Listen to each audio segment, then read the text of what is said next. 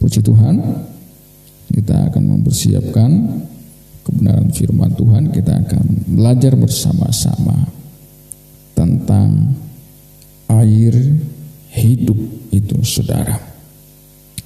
Nah, saudaraku yang kasih dalam Tuhan, berhubungan dengan gereja kita, saudara, memang sudah lama sekali saya berinisiatif untuk mengganti sebuah nama, saudara ya, dari GPDI Kalam Hidup menjadi Air Hidup. Sudah lama sekali, saudara ya.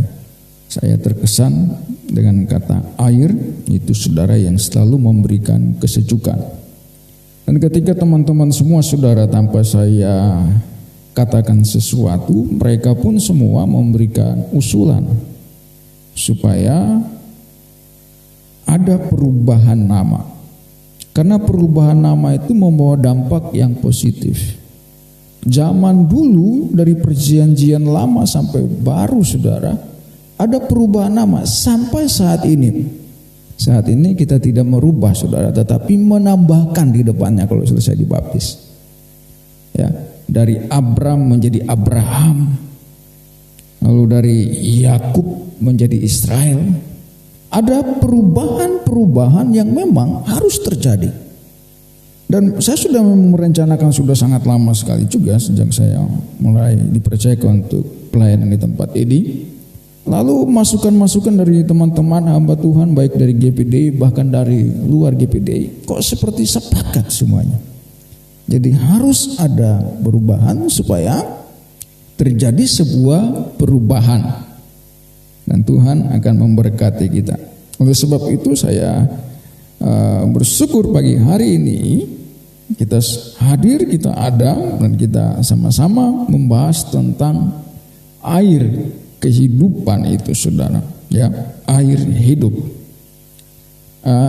Coba terus kita di ayatnya ya, ayat dari Yohanes, Injil Yohanes pasal 4 ayat 10. Injil Yohanes pasal 4 ayat 10. Mari kita bangkit berdiri bersama-sama, kita akan membaca ayat firman Tuhan ini. Injil Yohanes pasal 4 ayatnya yang ke-10. Baik, saya hitung sampai yang ketiga, kita akan baca bersama-sama. 2, 3.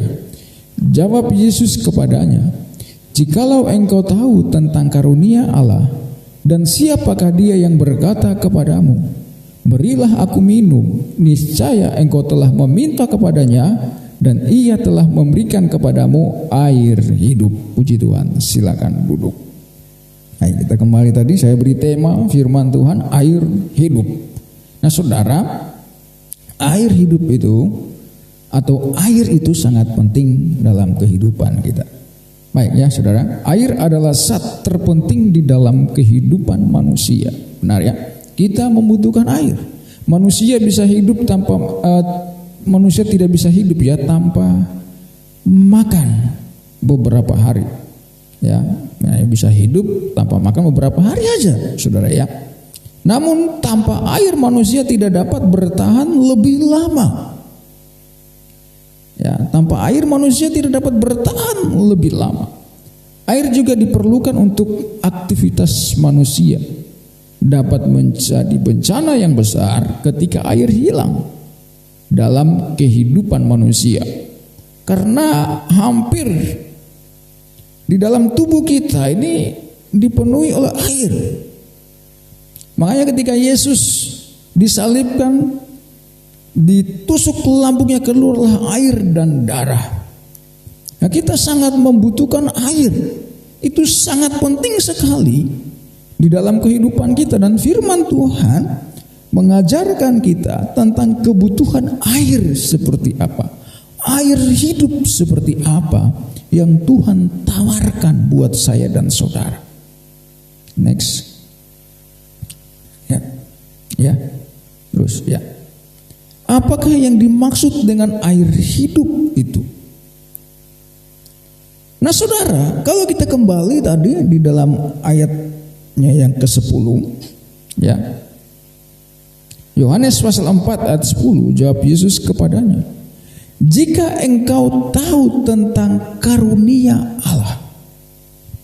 Ya, dikatakan itu, jika engkau tahu tentang karunia Allah. Dan siapa yang berkata kepada abu, berilah sesuatu untuk Tuhan, dan Tuhan akan memberikan kepada kita air kehidupan, air hidup. Tetapi saudara, kita harus tahu dulu tentang karunia Allah, karunia ilahi. Ya. Nah, ini penting sekali. Karunia dalam bahasa aslinya ada banyak, saudara. Itu berbicara tentang pemberian atau karisma, anugerah yang dipakai dalam 1 Korintus 12, karunia ilahi. Karisma, pemberian atau dosis. Kalau kita minum obat ada dosisnya yang harus diberikan pas. Jadi Yesus berkata, jikalau kita tahu tentang karunia Allah, berikan yang terbaik untuk Tuhan. Amin. Dan Tuhan akan memberikan yang terbaik buat saya dan saudara, yaitu air kehidupan. Mari kita maju. Next tadi. Apa yang dimaksud dengan air hidup itu? Nah, rupanya air hidup atau air itu selalu dilambangkan Roh Kudus. Lambang tentang Roh Kudus. Kalau kita tahu tentang karunia Allah, lalu kita percaya kepada siapa? Kepada Yesus, dan Dia akan memberikan, atau kita berikan sesuatu buat Yesus, Yesus memberikan kita kehidupan yang kekal. Yeskiel pasal 47 ayat 9. Sehingga kemana saja sungai itu mengalir, segala makhluk hidup yang berkeriapan di sana akan hidup. Ikan-ikan akan menjadi sangat banyak, sebab kemana saja air itu sampai, air laut di situ menjadi tawar, dan kemana saja sungai itu mengalir, semuanya di sana hidup. Nah, saudara yang kasih dalam Tuhan, ini sudah pernah saya sampaikan beberapa tahun yang lalu tentang Roh Kudus. Ada air dalam penglihatan Yeskiel, dalam Yeskiel pasal 47 dimulai dari ayat 1. Ada air yang keluar dari ambang pintu bait suci. Pertama ketika disuruh ukur cuma sebatas mata kaki. Lalu air yang keluar itu diukur kedua kalinya sampai sebatas lutut. Terus keluar pancaran-pancaran air itu dari ambang pintu bait suci, keluar sampai menjadi sungai yang besar. Orang bisa berenang di dalamnya. Lalu firman Tuhan katakan, air itu mengalir menuju ke Araba Yordan. Ayat 8. Araba Yordan adalah laut yang terkenal laut mati, laut asin yang terkenal dengan kadar asinnya yang begitu tinggi sehingga di situ tidak ada kehidupan. Tetapi firman Tuhan berkata, ketika air itu mengalir, tidak ada kehidupan menjadi ada kehidupan. Ayat 9 ditekankan, sehingga kemana saja sungai itu mengalir, air itu mengalir, segala makhluk yang hidup berkeriapan di sana akan hidup. Ikan-ikan akan menjadi sangat banyak, sebab kemana saja air itu sampai, air laut di situ menjadi tawar, dan kemana saja sungai itu mengalir, semua di sana hidup. Ini berbicara tentang karya Roh Kudus. Air yang keluar dari ambang pintu bait suci adalah air yang keluar dari dalam kehidupan kita, saudara. Di dalam 1 Korintus pasal 3, 16, 17, tidak tahukah kamu bahwa kamu adalah baik Allah, tempat kediaman Roh Allah. Roh Allah diam di dalam kamu. Nah, kalau kita adalah baik Allah secara individu, maka air itu akan keluar, terpancar aliran-aliran air kehidupan dalam kehidupan kita. Nah, itulah pentingnya kita dipenuhkan dengan Roh Kudus. Sehingga kemana saja kita pergi, di situ terjadi kesejukan. Amin. Jadi seharusnya anak-anak Tuhan yang dipenuhkan dengan Roh Kudus, dimanapun dia berada, di situ ada damai. Di tempat yang sudah kehilangan damai, hampir mati, tetapi ketika dia lewat air itu, di situ menjadi hidup. Tidak ada satu perkara yang sukar buat Tuhan. Amin. Jadi air hidup itu luar biasa, kita harus miliki. Sehingga kemanapun kita pergi, orang mendengar tentang kita, mereka diberkati, iman mereka dibangun. Itulah anak-anak Tuhan yang memiliki air hidup. Yang kedua, kita lihat apakah yang dimaksud dengan air hidup itu. Air itu adalah lambang kata-kata ramah dan santun yang menimbulkan kebahagiaan. Kata-kata ramah dan santun. Terjadi sebuah perpecahan di dalam jemaat Korintus. Lalu kata Paulus kepada jemaat Korintus, aku yang menabur, Apolos yang menyiram, Tuhan yang memberi pertumbuhan. Ini sebuah gambaran ketika dia menyampaikan sebuah kebenaran firman Tuhan, begitu enak, sejuk didengar. Tapi ingat, pertumbuhan kerohanian Tuhan yang beri, bukan dari kata-kata itu. Tapi yang jelas di situ saudara, kata-kata yang ramah dan santun itu selalu dikaitkan dengan kesejukan, dengan air. Amsal pasal 25 ayat 25. Seperti air sejuk bagi jiwa yang dahaga, demikianlah kabar baik dari negeri yang jauh. Kabar baik itu menjadikan jiwa kita yang dahaga ini dipuaskan. Amin. Dipuaskan ketika kita mendengar kabar yang baik. Tetapi ketika kita mendengar kabar-kabar yang buruk, jiwa kita, hidup kita menjadi takut. Tetapi ketika kita mendengar kabar yang baik, jiwa kita dipuaskan. Di mana kabar baik itu? Firman Tuhan. Amin. Dia selalu memberikan kabar yang baik, sehingga dalam keputusasaan, dalam persoalan yang berat, jiwa kita dipuaskan. Amin. Air kehidupan. Air itu lambang dari kata-kata yang ramah dan santun, sehingga digambarkan seperti air yang memberi kesejukan. Kalau kata-kata yang keras digambarkan seperti api. Ya. Di dalam surat Yakobus dikatakan lidah itu kecil, sama seperti api yang membakar hutan yang besar. Lidah kita ini sulit untuk dikendalikan. Ya. Sulit untuk dikendalikan. Tetapi ketika ada Roh Kudus, ada air kesejukan, maka keluarlah kata-kata yang menyejukkan. Inilah yang dimaksudkan firman Tuhan. Ketika engkau meminum air yang kuberikan, maka dalam hidupmu akan terpancar aliran-aliran air hidup. Kita baca dulu percakapan ini saudara. Yohanes pasal 4. Yohanes pasal 4 ayat 10. Saya mulai ayat 10. Jawab Yesus kepadanya, jikalau engkau tahu tentang karunia Allah dan siapa dia yang berkata-kata kepadamu, berilah aku minum, niscaya engkau telah meminta kepadanya dan ia telah memberikan kepadamu air hidup. Kata perempuan itu kepadanya, Tuhan, engkau tidak punya timba dan sumur ini amat dalam. Dari manakah engkau memperoleh air hidup itu? Adakah engkau lebih besar dari bapa kami Yakub yang memberikan sumur ini kepada kami dan yang telah meminum sendiri dari dalamnya, ia serta anak-anaknya dan ternaknya? Jawab Yesus kepadanya, barang siapa minum air ini ia akan haus lagi.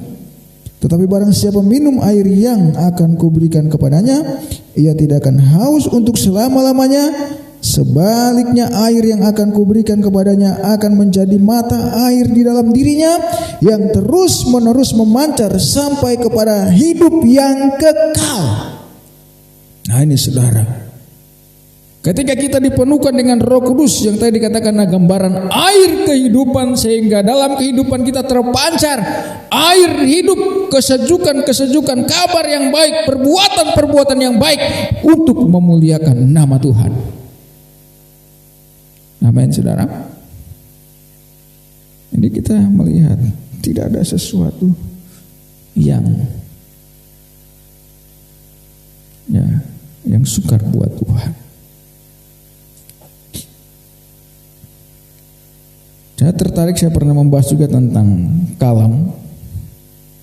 Kalam hidup itu adalah firman hidup. Sebenarnya mirip-mirip saja saudara ya. Kalam itu bahasa Arab yang artinya adalah firman. Ya, kalam itu adalah firman. Firman hidup. Firman menjadi hidup. Jadi kita didinginkan lagi dengan air yang memberikan kesejukan. Jadi cuma permainan kata di sini saudara ya. Sebenarnya maksudnya sama. Air itu berbicara juga tentang firman. Tetapi air selalu memberikan kesejukan. Nah kita penting sekali kita membutuhkan air ini saudara, yang adalah Roh Kudus yang membuat diri kita terpancar aliran-aliran air kehidupan, sehingga kita bisa mengerti firman itu. Tanpa Roh Kudus kita tidak akan mengerti firman itu. Tanpa air dari Tuhan tidak akan mengerti firman. Bayangkan firman sudah begitu banyak. Ini saudara 66 kitab. Kita belum akan mengerti tanpa hikmat dari Roh Kudus. Nah kita membutuhkan air. Harus ada perubahan terlebih dahulu untuk mengerti isi hati Allah. Yaitu air kehidupan. Kenapa? Karena air ini adalah lambang pembasuhan, penyucian hidup kita. Next. Kita lihat. Air adalah lambang penyucian dari dosa. Ini berbicara tentang baptisan air. Markus pasal 1 ayat 4. Demikianlah Yohanes pembaptis tampil di padang gurun dan menyerukan, bertobatlah dan berilah dirimu dibaptis dan Allah akan mengampuni dosamu. Jadi air itu berbicara tentang penyucian. Sehingga kita dibaptis dengan air, sehingga Tuhan mengampuni dosa kita.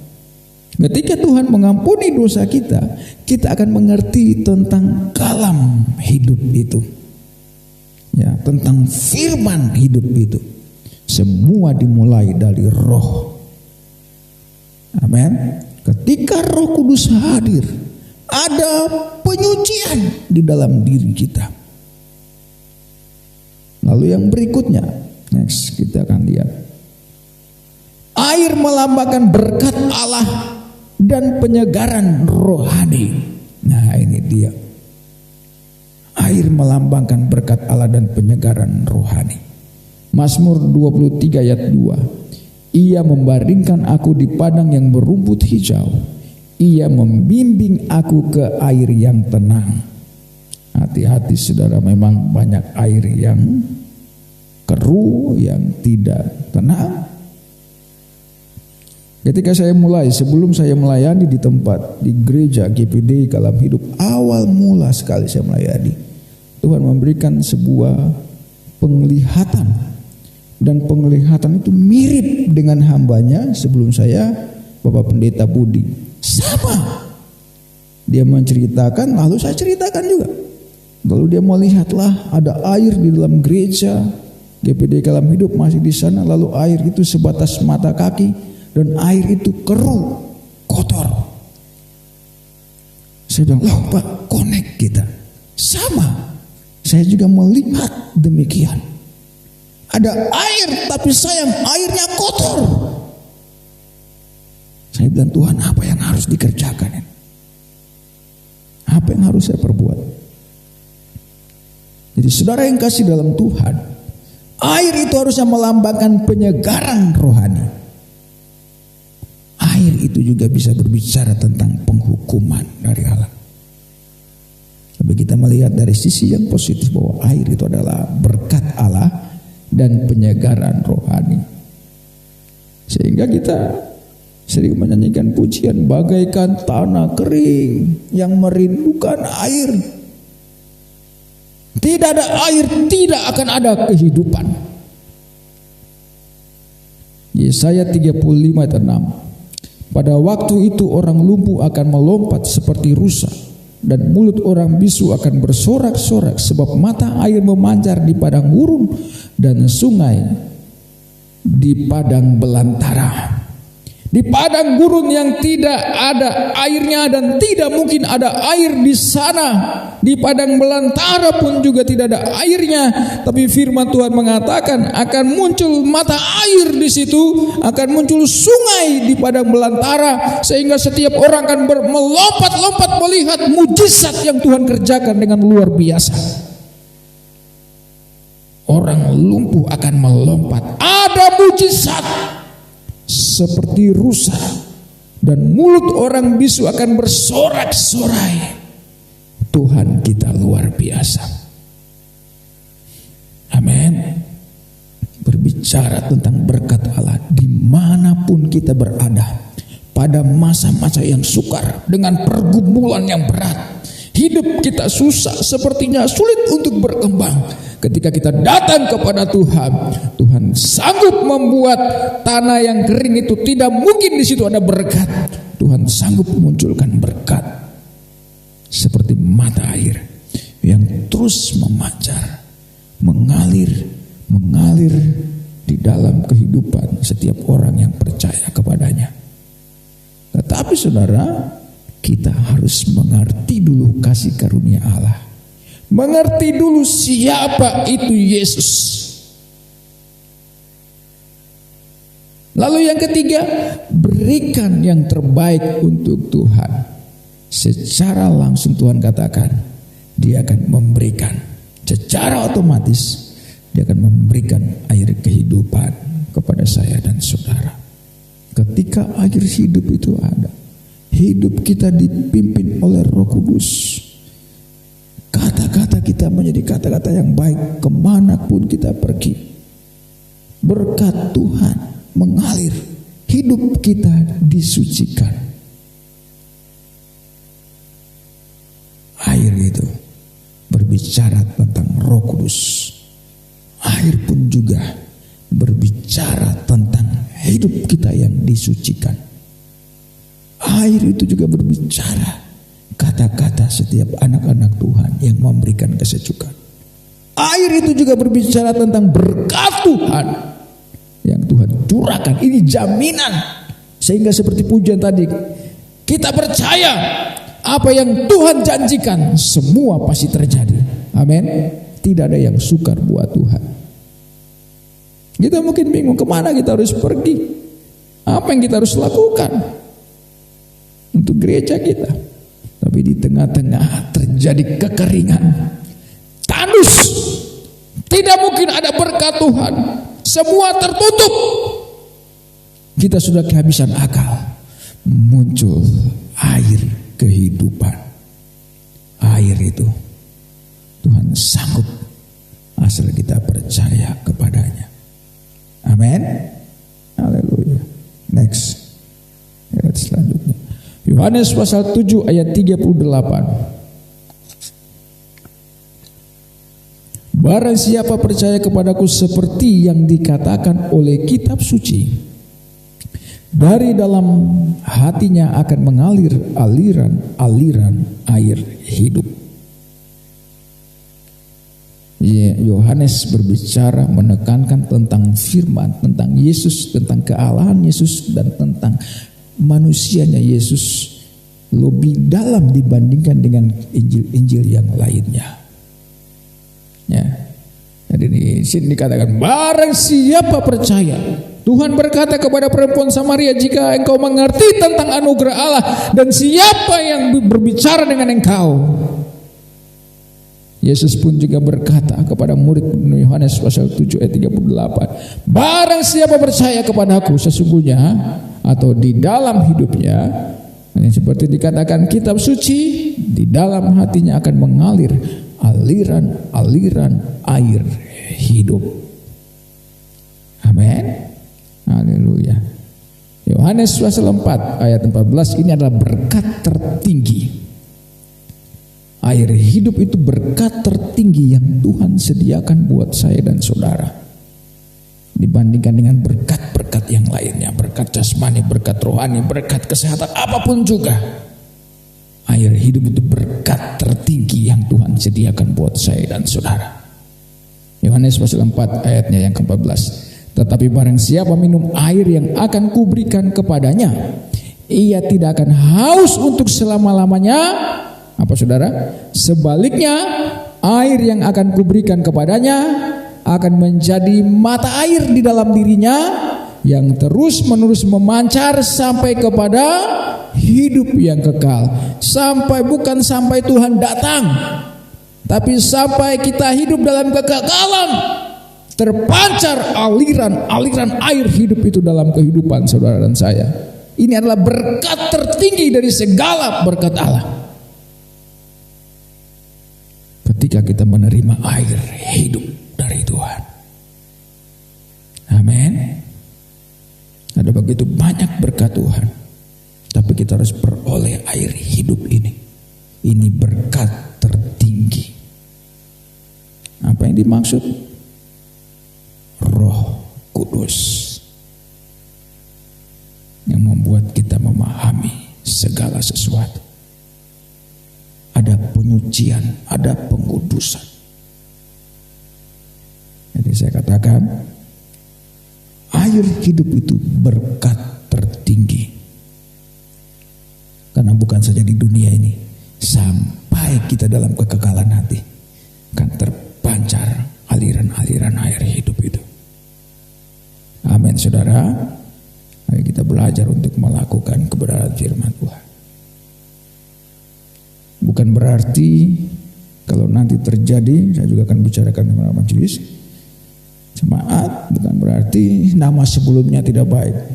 Kalau setelah dibaptis, ya, namanya ditambahkan, bukan berarti nama yang lama tidak baik. Bapak Mariadi, nama aslinya setelah dibaptis Benyamin. Saya sering panggil Bapak Benyamin, Bapak Benyamin. Ada perubahan, bukan tidak baik. Orang tua kita sudah memberikan nama kita yang terbaik, tetapi ketika dibaptis harus ada tambahan. Kalau dulu diubahkan namanya, tapi sekarang secara hukum tidak bisa, ditambahkan saja. Ya, jadi namanya diganti. Itu harus, nama itu sangat berpengaruh. Zaman dulu saudara, nama itu sangat berpengaruh. Salah kasih nama, hukuman terjadi. Ketika orang tuanya melahirkannya dengan kesulitan, dengan kesakitan, diberikan nama anaknya, artinya kesakitan. Siapa itu saudara? Ada di Alkitab saudara ya, Yabes.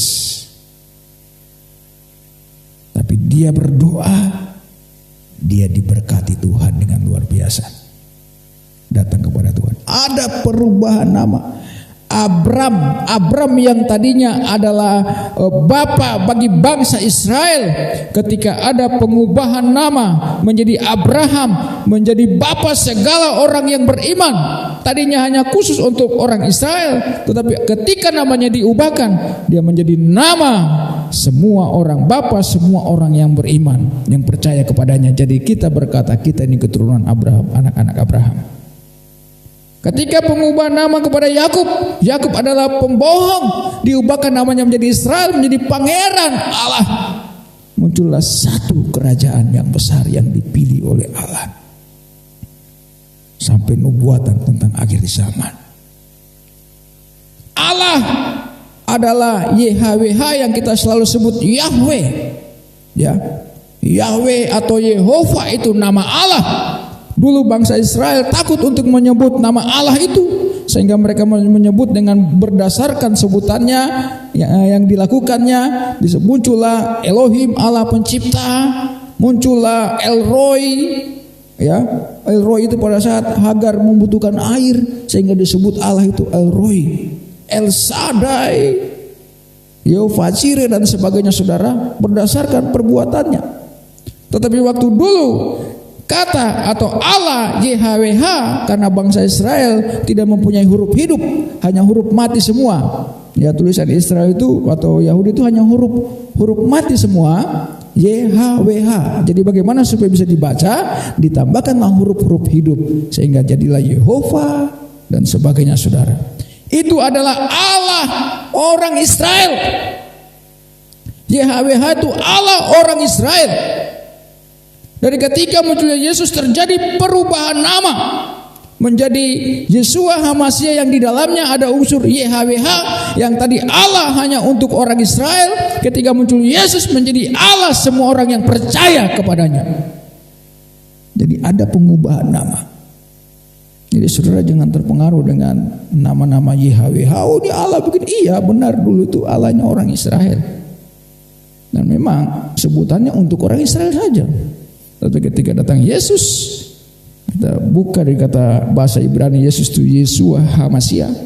Di dalamnya ada unsur Y-nya itu yang dikatakan adalah Allah atau YHWH itu. Terjadi pengubahan nama menjadi Yesus.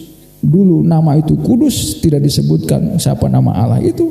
Tapi sekarang namanya kita tahu Yesus, yang adalah Allah untuk semua orang yang percaya kepadanya. Ya, jadi kita mengerti ya.